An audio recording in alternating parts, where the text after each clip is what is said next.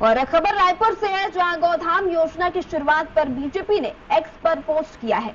BJP ने बताया कि गौ माता के संरक्षण की दिशा में विष्णु सरकार यह बड़ा कदम उठा रही है। दरअसल छत्तीसगढ़ में गौधाम योजना की शुरुआत की जा रही है।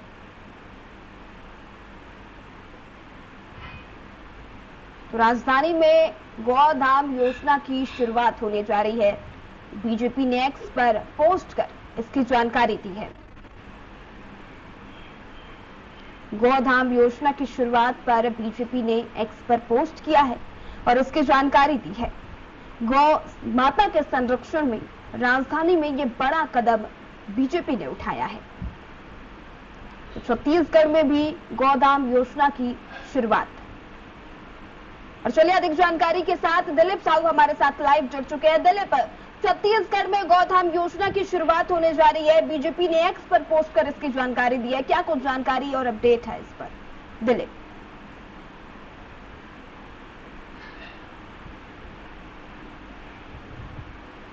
एक बड़ी समस्या है, तमाम जो गौ माता है वो सड़कों पर नजर आती है पूरे प्रदेश में।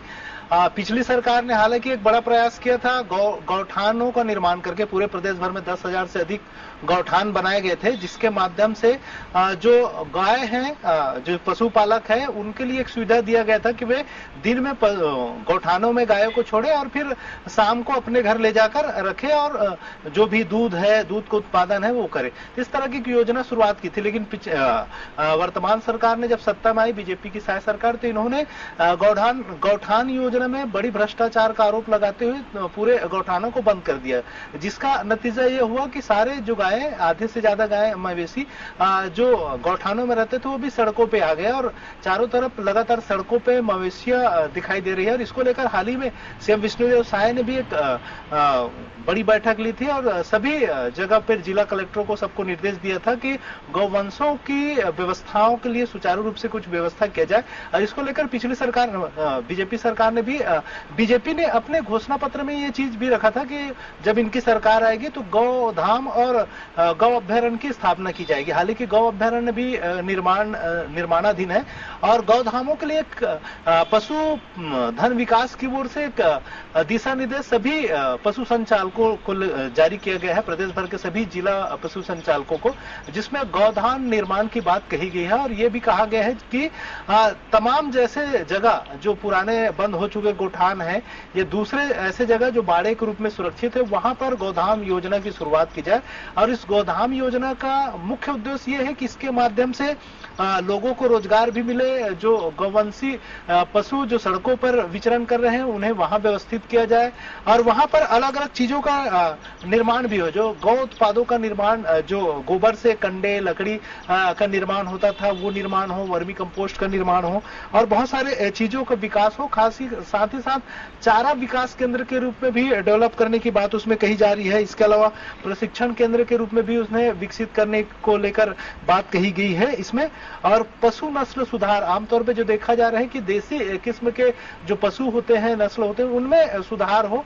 जैसे आमतौर पे जो देसी गाय है वो 1 से 1.5 किलो तक ही दूध उपलब्ध करा पाती है, जिसके वजह से कम दूध की वजह से भी लोग उन्हें पालना वो कर रहे हैं धीरे धीरे। और दूसरे जो गिर या साहीवाल नस्ल की जो गाय है उनको अपनाना शुरू कर दिए हैं, तो इससे ज्यादातर जो देसी गाय हैं वो सड़कों पर नजर आने लग गई। तो सरकार ने इस पे भी नस्ल सुधार की दिशा में भी काम करने की बात कही जा रही है। इसके अलावा जन जन तक गौ सेवा को लेकर एक जागरूकता प्रोग्राम चलाने की भी बात कही जा रही है उसके माध्यम से, और रोजगार उपलब्ध कराने की दिशा में भी इस माध्यम से काम किए जाने की बात कही जा रही है। अब देखना होगा, हालांकि गोधाम योजना को लेकर एक दिशा निर्देश जारी किया गया है, लेकिन कब तक शुरुआत होती है।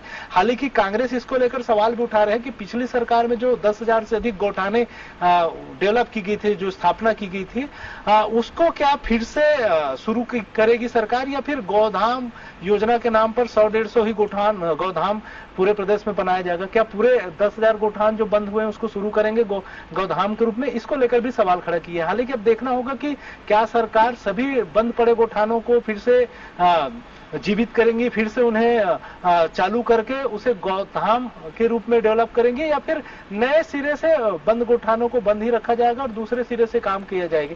तो ये देखने वाली बात होगी। लेकिन जिस तरह से जो दिशा निर्देश आए हैं उसमें यह बात दिखाई दे रही है कि निश्चित तौर पे जो बंद पड़े गौठान है उसे गौधाम के रूप में फिर से विकसित किया जाएगा।